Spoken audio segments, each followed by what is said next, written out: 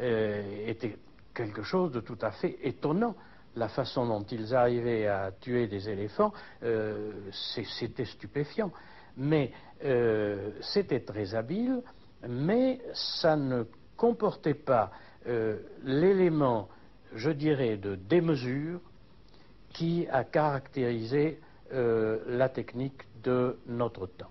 Et c'était une technique qui restait la même, transmise de génération en génération, avec très très peu de modifications. On connaît, on a fait quand même l'histoire des techniques pendant l'époque romaine ou pendant le Moyen-Âge.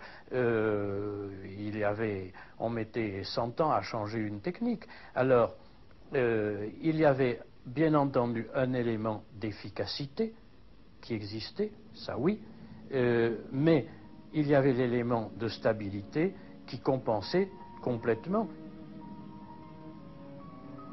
Au Moyen-Âge, dans les impératifs religieux, d'une part du christianisme, d'autre part, toutes les croyances paysannes concernant le travail, etc., tout cela était dominant par rapport aux instruments, à l'appareillage.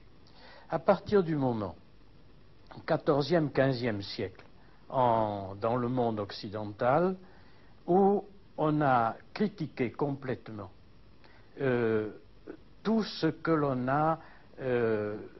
l'homme croyait, tout ce à quoi il tenait, où on a mis en question la tradition. C'est très important. Dans les sociétés anciennes, tout se faisait par tradition, et brusquement, au XVe siècle, en France par exemple, on va brusquement balayer la tradition, ce n'est plus la chose importante, les coutumes sont mises en question, etc.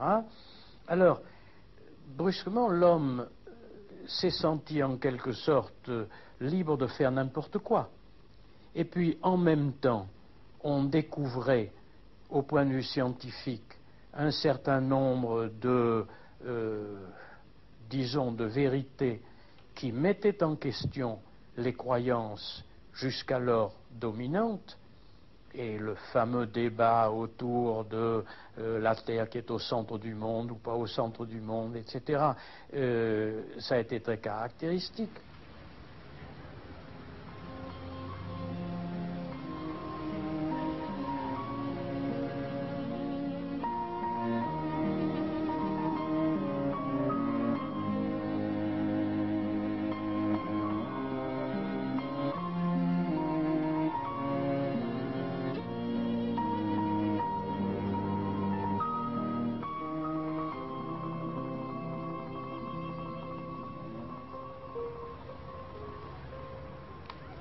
Oui, c'est en effet pour moi le drame le plus grand et notre plus grande culpabilité.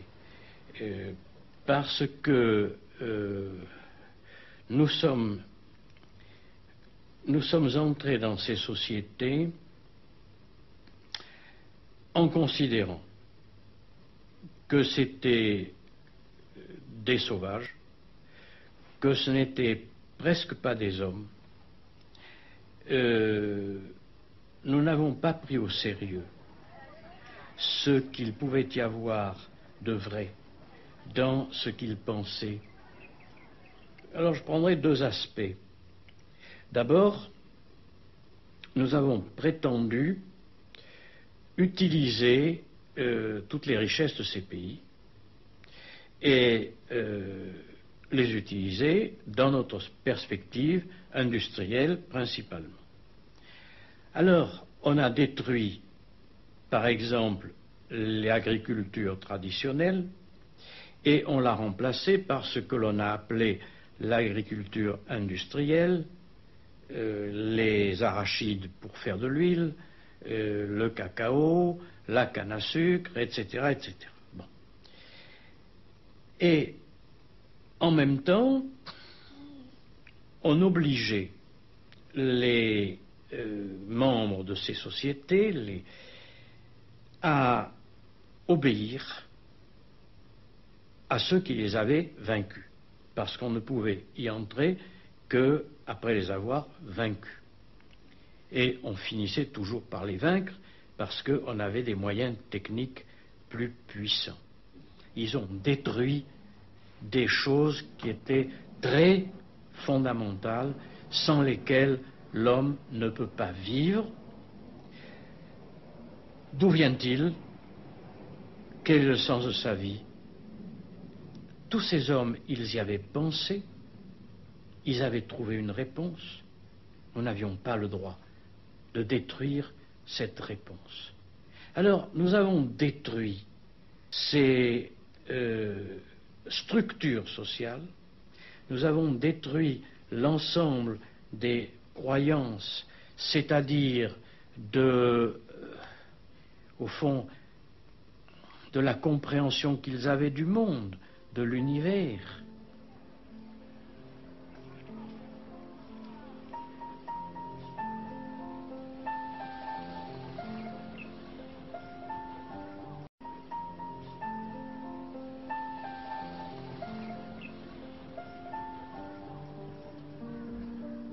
Bien entendu, le sacré n'est pas toujours le même, mais l'homme a toujours respecté.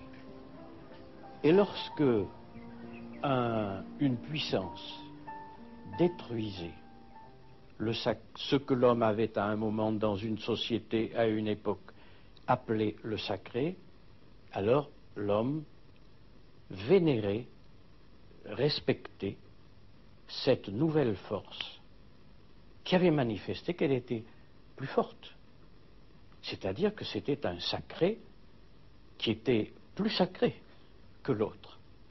Et c'est un des aspects qui est très grave dans notre société, c'est que la technique, ayant détruit tout ce que l'homme considérait ou appelait le sacré, dans la nature, etc., eh bien l'homme est spontanément amené à regarder la technique comme du sacré.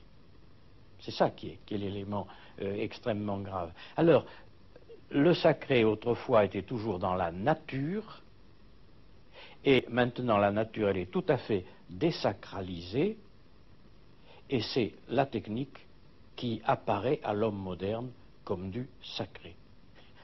Je pense à ce scandale chaque fois qu'il y a une manifestation dans les rues.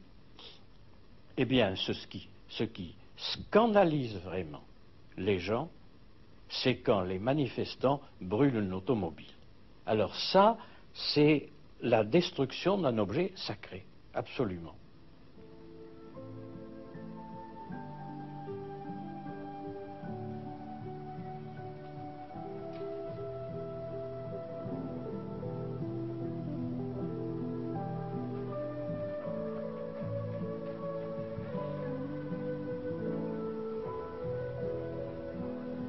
Ça, c'est un des éléments très, très, très fondamentaux, une des règles d'interprétation de la technique, absolument.